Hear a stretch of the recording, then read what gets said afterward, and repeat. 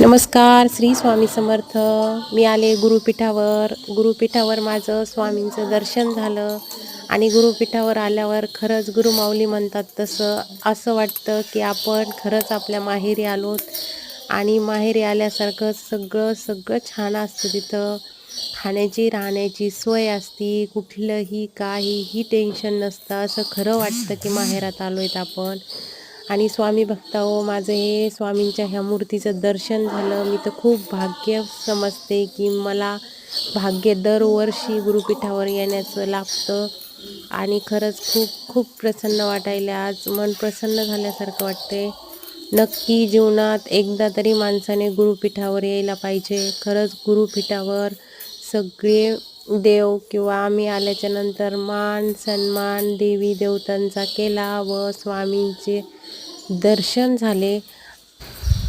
मनाला शांती भेटली आणि स्वामींचं काय आहे, सकाळी सकाळी आम्ही रात्री गुरुपीठावर गेलो होतो आणि स्वामींचे सकाळची पूजाची तयारी चालू होती. वस्त्र आणि पूजा चालू होती सकाळी. 8च्या आरतीची तयारी आणि आम्ही 8च्या आरती च्या टायमाला गेलो होतो. हे पहा, स्वामींना छान असे वस्त्र घालणं चालू आहे. ह्या भैयाचं भाग्य म्हणा की त्यांना स्वामींची सेवा करायला भेटते. खरंच स्वामींची सेवा करायला पण भाग्य लागतं आणि नशीबसुद्धा लागतं.